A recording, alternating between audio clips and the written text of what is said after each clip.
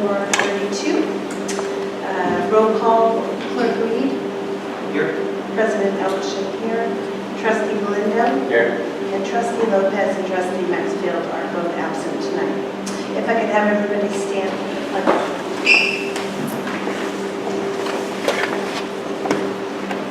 Ready? Begin.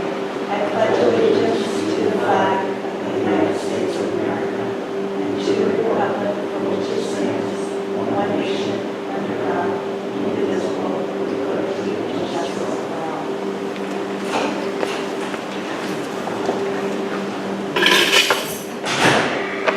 So I'm going to inquire as to whether or not we have any changes on the agenda.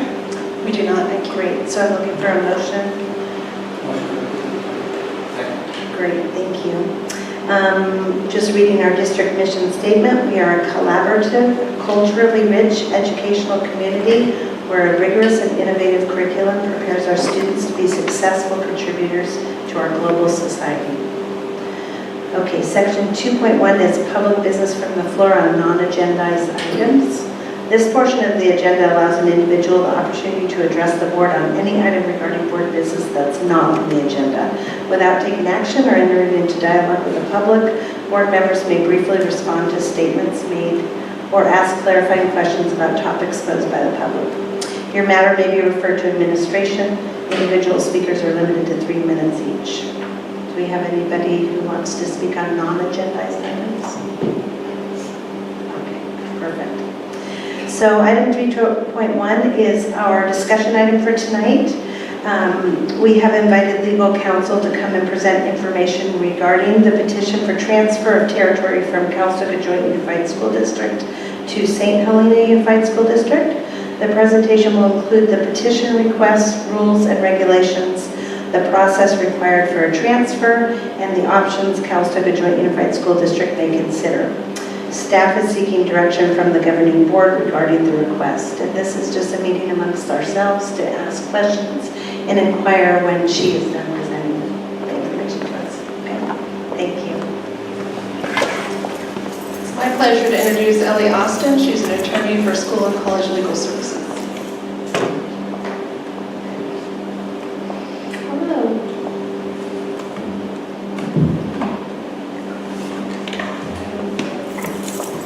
With you here tonight. So I'm going to go over the petition for the territory transfer, the actual substantive pieces of the petition, the process for a territory transfer, and the district's options moving forward. Can you hear me okay?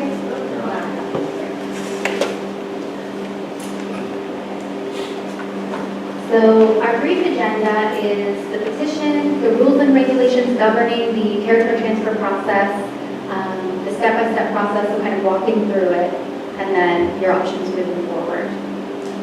So the substance of the territory transfer petition, I'm sure you all have seen it. It was filed by two families on March 10th of this year, the property owners, and it seeks to transfer two parcels which are now within the boundaries of the Calistoga Joint Unified School District to the boundaries of the St. Helena Unified School District.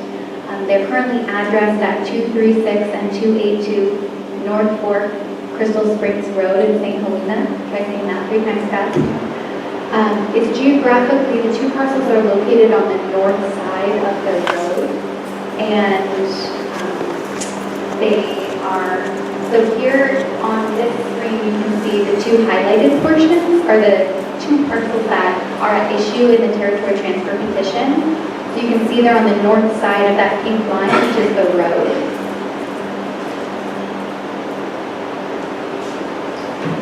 The petitioners provided 4 grounds in support of their petition. The first is to provide safe access to school bus routes. In the petition, petitioners state that the bus stop to St. Helena Unified School District is much closer to their property than the bus stop to Calistoga Joint Unified School District. And in order to access the bus stop for the Calistoga Joint Unified School District, children have to walk along Silverado Trail, which is quite a busy road where a pedestrian was recently hit and killed late last year. The St. Helena Unified School Bus Stop is on North Fork Crystal Springs Road, and it's about 0.2 miles away from the petitioner's home. The second ground that petitioners provide is they want to eliminate geographic disparity and inequality. So the other homes, so to speak, on North Fork, Crystal Springs Road, that are within the boundaries of Calistoga Joint Unified are all corporations. They're not actually residential properties. And in the petition, it is stated that the other residential properties on North Fork, Crystal Springs Road are within the boundaries of St. Helena. So the petitioners need for all residential properties to be within the same district. The third ground provided by petitioners is to continue the generational lineage of school attendance. So currently, the students who live on those properties are fourth generation St. Helena Unified school attendees, and the families want to preserve the legacy for future generations so that they continue attending St. Helena schools. And then petitioners seek to improve local alignment of city of residents with the school district of residents because the properties are actually located within the boundaries of St. Helena. They have a St. Helena mailing address, phone prefix, and wine growing appellation, which I gather is sort of important here in Napa County. But it's in Calistoga Joint Unified.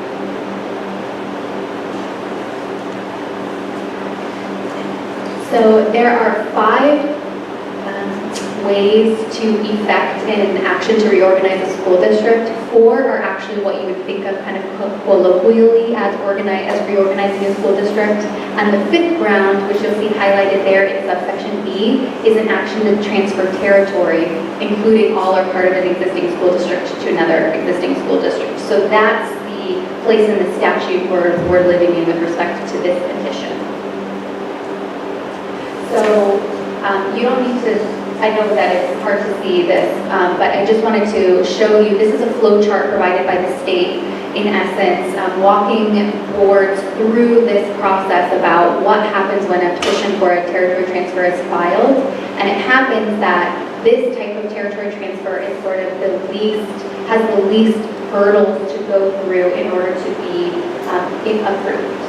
And I'll show you once we kind of walk through the process step by step, kind of the way that we go through this flow chart. So the first step, obviously, is to initiate the petition to transfer the territory. And it may be initiated by owners of uninhabited territory. And although that might seem like it would define a property that has no inhabitants, what it actually means for the education code is that fewer than 12 people are registered to vote at least 54 days before the petition is filed, which is the case in this case. So even though people actually live on the territory and it is inhabited, it is considered uninhabited territory for purposes of a territory transfer. And it requires a petition signed by the owners of the uninhabited property, which we have here. On March 10th, the petition was signed by Gail and Glenn Cook and Shauna Palmore, who live on the 2 parcels. So the second step is within 30 days of the filing of the petition, the county superintendent has to determine whether it is procedurally sufficient. And if deemed sufficient, the county superintendent will transmit the petition to the county committee and to the state board. And the state board at this point in the process is just kind of a spectator. The county committee is the administrative body with actual authority to act at this step in the process. So the petition gets transmitted, and then within 60 days of that, the county committee will hold 1 or more public hearings. And the hearings can be at their regular or special meetings, and notice must be given at least 10 days in advance to the petitioners, the impacted districts, and then any other individuals requesting a notice. And what's important to note is that the public hearings must be held in each of the jurisdictions of the impacted districts. So one will be held in the boundaries of St. Helena Unified, one will be held in the boundaries of Calistoga Joint Unified.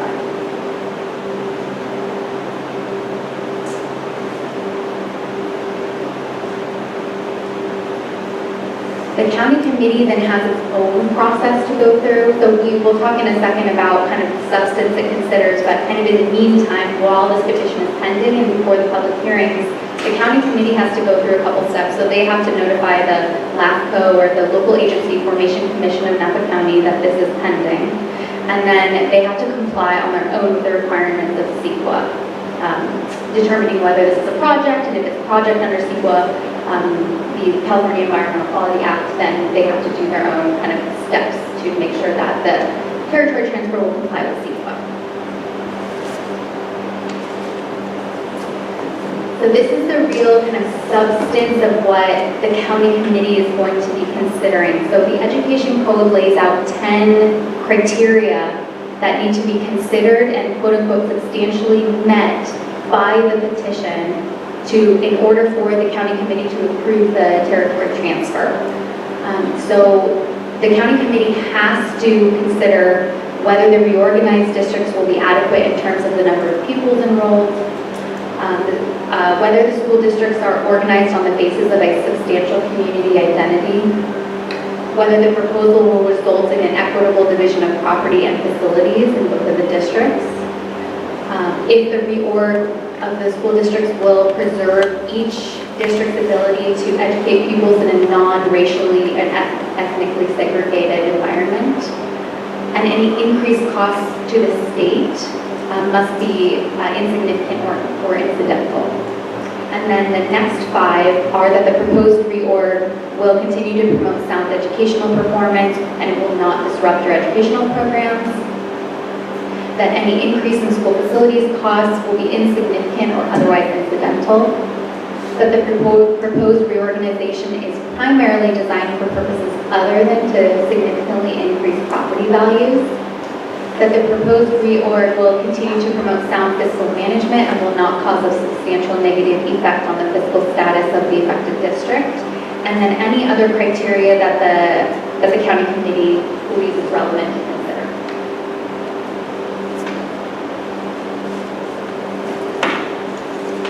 So within 120 days of the first public hearing, or I don't think this will be a project for CEQA, so I'm going to disregard that here, but so within 120 days of the first public hearing, the county committee has to either approve or disapprove the petition, and if all the conditions are substantially met, the county committee may approve it at that point, but is not required to.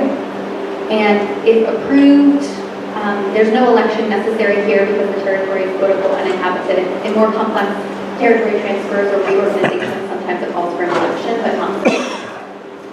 The county committee then has to notify the county board of supervisors if they approve it. And then the next step is for any of the impacted parties to appeal to the state board. So either the approval or the disapproval may be appealed to the State Board of Education. So if the petition is disapproved, petitioners could appeal. And if it's approved, one or more of the impacted districts can appeal to the state board. And there are some procedural filing deadlines I've included here just so you know. You have to note if one of the parties decides to appeal, they must notice the county committee. You have 30 days to file a notice, and then within 15 days of that, you have to file kind of a brief with the county committee. And then the State Board of Education can say, we're going to ratify the county committee's decision without really looking at the substance, or it can decide it wants to take up the substance of this appeal and go through all of the 10 factors again that the county committee did. So in essence, the losing party gets kind of a second bite at the apple if the State Board of Education decides that they want to review the approval or disapproval on substantive grounds. So here's where we walked through on this flow chart. So the petitioner's petition, county suit says that it's sufficient, sends to the county committee, holds public hearings, and we're kind of in that phase right now in the URC process, so the public hearings are upcoming. County committee reviews the criteria, petition is approved or disapproved, and it goes to appeal. If the petition is approved, then that's it, there's no election called for, so that's kind of the end of the game, unless one of the parties appeals. So the impact district options in this case are, if the board decides it wants to support the petition, you can adopt a resolution supporting it. You can speak at the public hearing or hearings before the county committee voicing your support. If you decide you want to oppose the petition, kind of the same process, you can adopt a resolution opposing the petition. and/or have a representative speak at the public hearing or hearing before the county committee. In both of these cases, you're also entitled to file a written statement with the county committee as well. Or the board can take no action one way or the other. And just a note that if a party wants to preserve its right to appeal to the State Board of Education, it is likely that party will probably need to have asserted itself at this level, so it has something to appeal. Otherwise, the State Board might consider one of the parties to have waived its rights to do so. So I'm here for questions or any kind of procedural things that need to be fleshed out. So, thank you.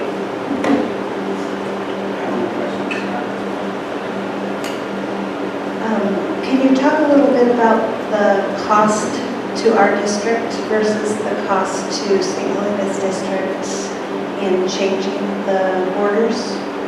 I think we spoke to that a little bit. Oh, documents, right? Yeah. That's right, yeah. Okay, all right. I just want to make sure that I just. Oh, Okay, all right. So that's great. I didn't have any questions either.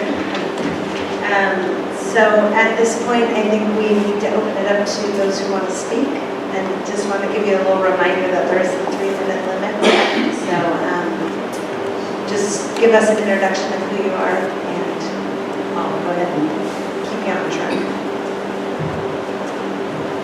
Yeah, I'm Glenn Cook, and my wife Galen and I live at 282 Crystal Springs Road in St. Louis, and we are responsible for this inconvenience. I want to thank Ms. Hudson for being very thorough in describing the situation. My family, for generations, has been on this property which borders the St. Louis School District, and we're the only family left on that side of the street. We're the only family that is currently in the Calistoga tax area, and everybody else on the street is in St. When the line was drawn, it was drawn a long time ago, I guess, but there was no consideration for the fact that we would be cut off from the rest of our friends and the kids' playmates. And every other student since our family's been there has attended St. Louis schools. Now, I guess things have tightened up recently, but before this, because the school bus, I assume, came down our street, it was like the ice cream man, you know, all the kids got on our bus. The other bus was so far away that the kids ended up going to St. Louis schools. So,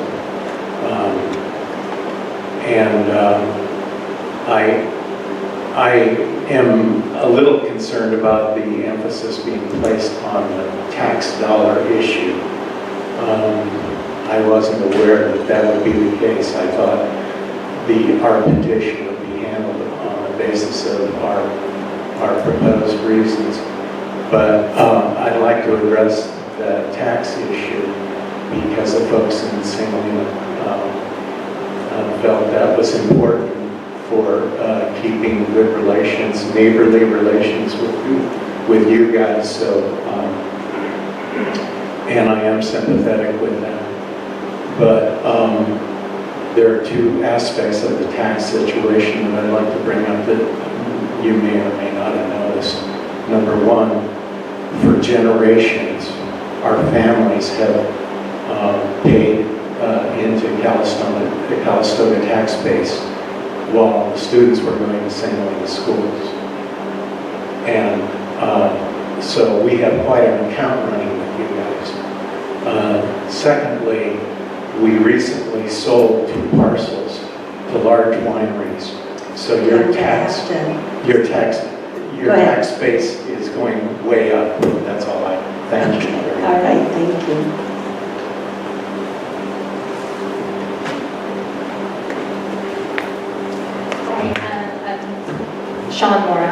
236 Crystal Springs Road, St. Helena.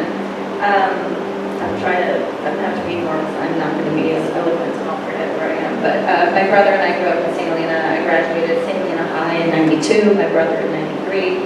We walked the short distance to the school bus that just went by our house until we could drive ourselves, of course. Then we got rid of that bus. My husband and I decided to move our kids back this summer to be closer to family and give our kids the opportunity to grow up in a small town community, which I know you guys understand living in Calistoga. It's an amazing opportunity. My children are the 4th generation to attend St. Helena schools. And even more beyond that, my kids are the 4th generation living in my house to attend St. Helena schools.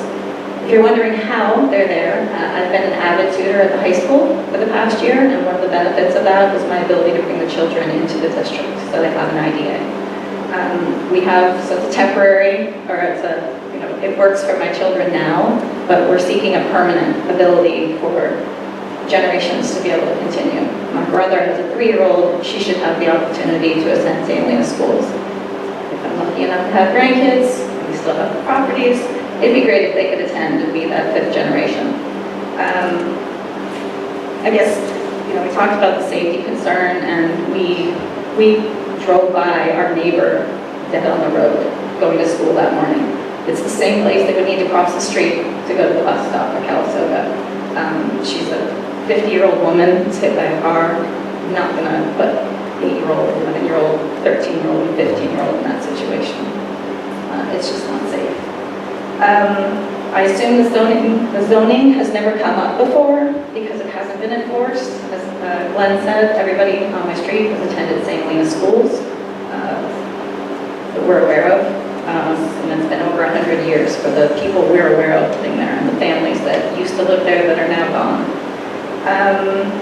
I think I just want to make sure you understand that I have been open and transparent with your district since the very beginning when I found out about this madness, chaos, roller coaster, making sure that you understood way back in spring of last year that I intended to try to relocate our property, or not relocate, rezone our properties for the school districts. And when I submitted it to the county, out of respect for all of you, I sent it right away. Didn't want there to be any surprises, probably due to you guys, but I just wanted to make sure you knew that it's all coming from family place for us, so for me, and that's it.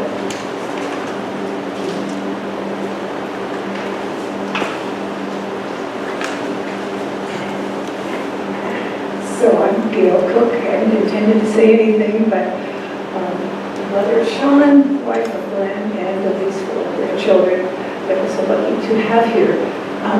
It's just been an incredible roller coaster ride when they moved here to find out that people who actually have a St. Helena address cannot attend St. Helena schools without going through something like this, if that is the way.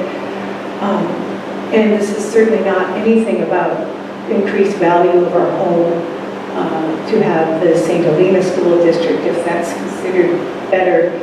It's about the legacy of our families to continue to attend the schools. It's so cool having my grandchildren go to school, or my kids went to school. It's really wonderful. And it would be nice to have that in the future when Glenn and I are gone, and your grandmother too. So that's what this is about for our family.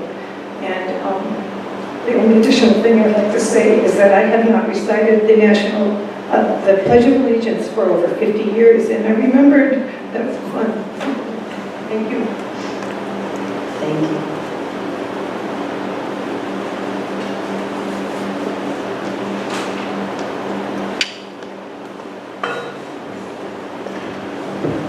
Good afternoon. My name is Jim Haslett. I have a different role to play. I'm on the county board, so we're on a committee that your recommendation will go to. And so we are decision to weigh all the evidence. So I've come to the St. Helena School Board meeting, so I'm looking forward to the discussion. So I'll have that in part of the information that I'll go forward. As I looked at it myself, I visited the property a couple of times, and another one before. If you visualize St. Helena for a moment, established in the mid-1800s, and then it spread to the east. And eventually, in the 20s and 30s and 40s, it started to spread up the hill If you know where the hospital is, you could go to the hospital. Stanford Hospital, okay. If you go to the hospital, all that area around there and everything down the hill is all in an area called Deer Park.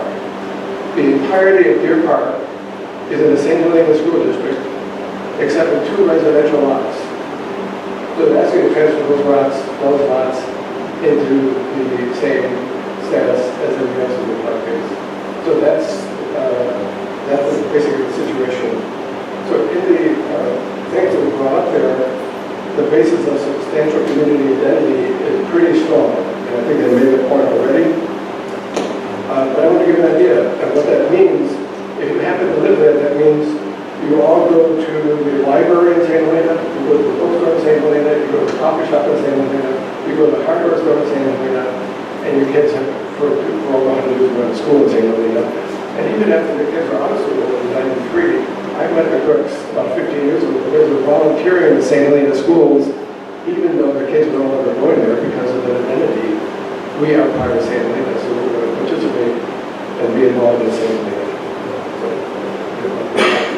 So my position is, so far, I'm looking to have my mind changed, but it looks to me like all conditions are substantially met to me, and that's the way we're looking at something.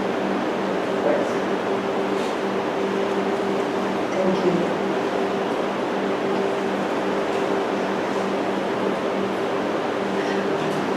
It's a difficult situation. Are you going to also speak? I just wanted to ask a question. No, please do. Go ahead.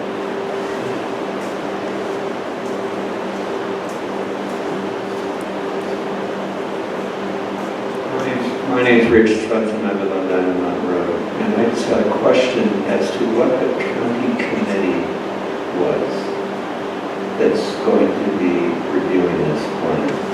What's the makeup of the county committee?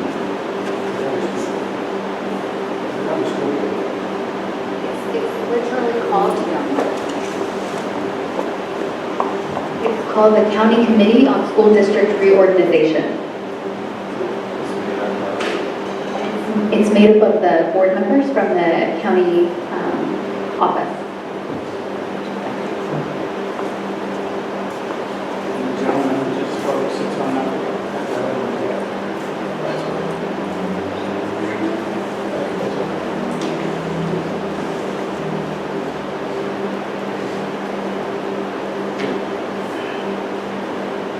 I have a question.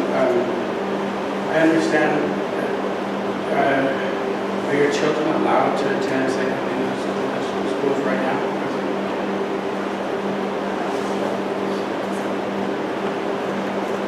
Yes, my children are currently attending St. Helena schools. And the worry is that your grandchildren might not be able to. Or my brothers, right now they are in on, I guess I don't know, legal language, but there's language that they are allowed to remain in the district. Yeah, I totally sympathize with the feeling. I've 4 generations of a long time. Facilities there. Just walking into the school board meeting last week, it is a very beautiful facility in St. Helena. I totally understand that. But it's always about the money. That's why we don't divide where the school districts lie. And I hope that there's a way that your kids can continue to go to that school district. Thank you. I just wanted clarification.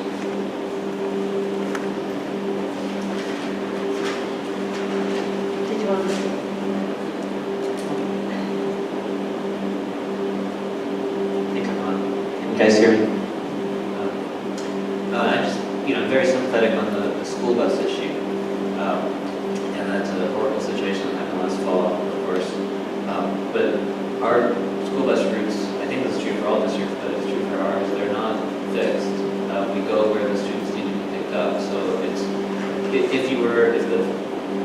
the adjustment were not made, then down the road, when your children need to be transported to Calistoga schools, the school bus would come to you. They wouldn't have to walk that school route. I actually asked Chris to research that, so he called Napa Valley Unified, who provides our bus service. And the last time children were picked up at that stop was approximately 10 years ago, because we haven't had students attending the district. However, they confirmed that they could move the stop. The only Downside is there would be a potential increase in fuel and driver time because we have to change the route a little bit, but we could actually pick up children where the current St. Helena School District pickup is. I empathize as well, having kids that are sixth generation Calistoga. I'm concerned about the opening of the door of people redrawing lines for their own personal attendance and family lineage. And although it might seem it might only happen on your road, it might open the door to a lot of other things around the county. But more importantly, my job as a board member is to be concerned with the welfare and the fiduciary responsibility for all the students of the district. And so if we were to reroute the boundaries, it would be a pretty substantial loss for the district and a substantial loss for our 800 some students. So for that, I am believing that this is not the right way for us to go. So it's a hard thing, but we are really dedicated to all of our students and making sure that their education is enriched and we continue to be funded in the way that provides them with a very amazing education. So that's all I wanted to say. I'm going to leave it to our superintendent to give us a recommendation for it. My recommendation is for the board to oppose the petition, but I will need some direction from you.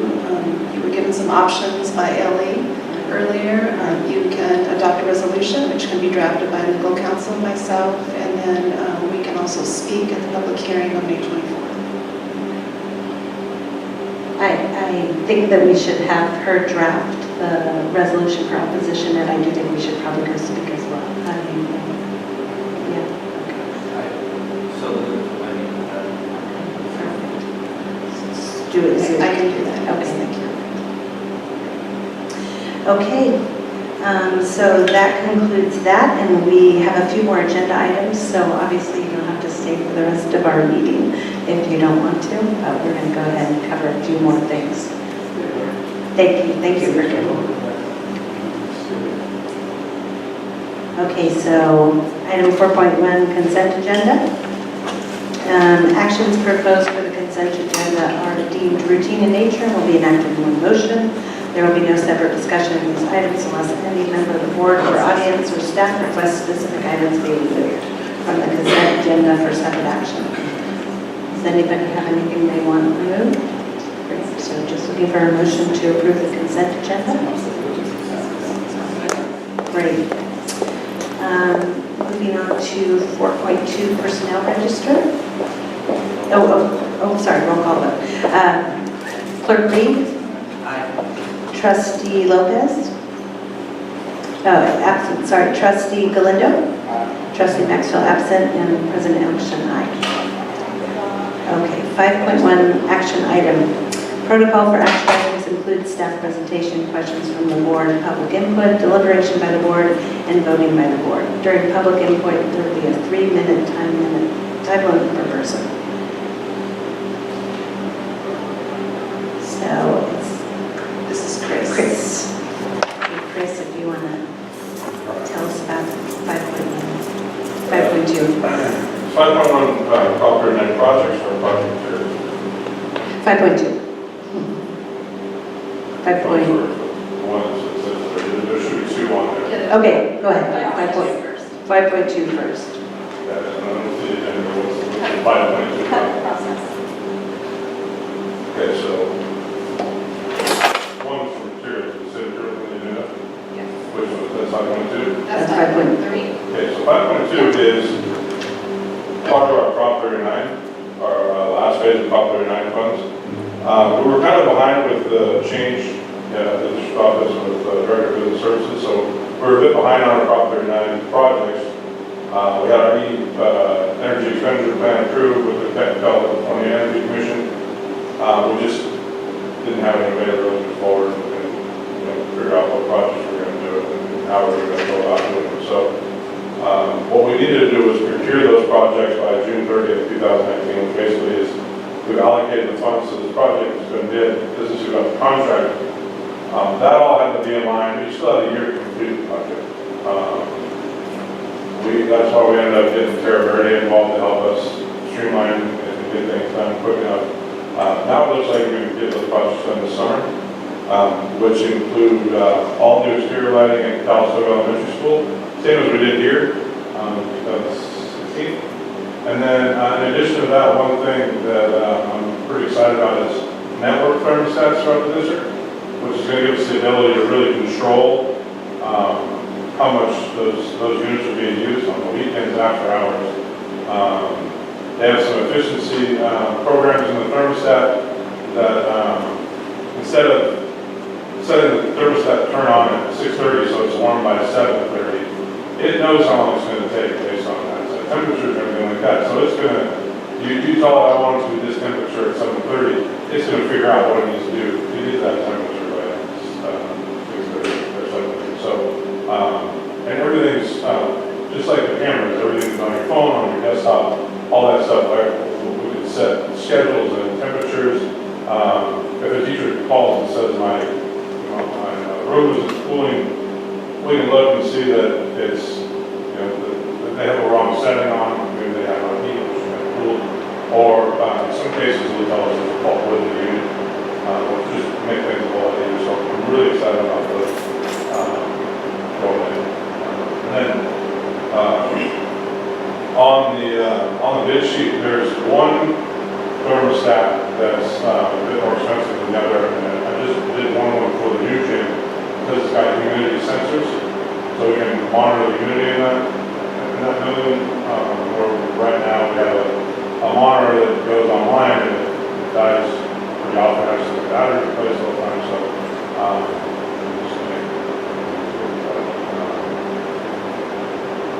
in terms of costs, we had estimated costs in our EUV, and we've met the overall cost of the project, but the lighting is less expensive than expected, and the thermostat is more expensive than expected. But the formula used to determine what qualifies for a property and project will still be in line with that according to their area. Any questions on that particular project?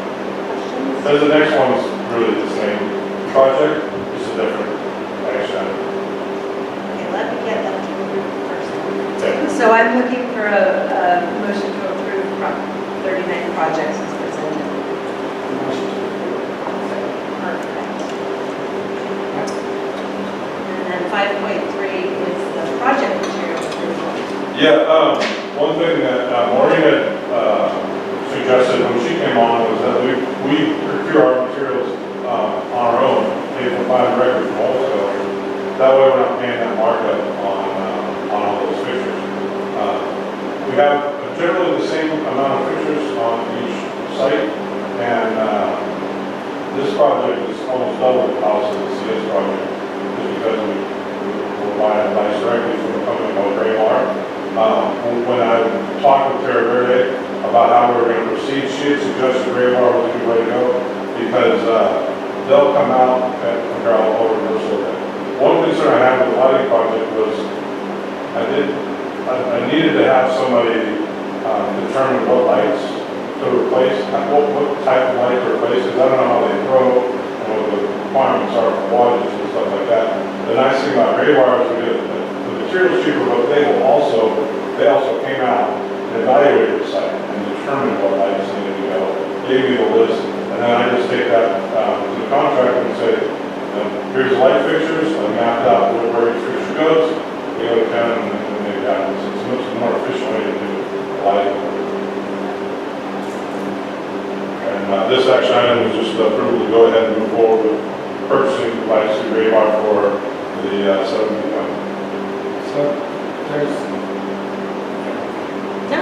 Second one.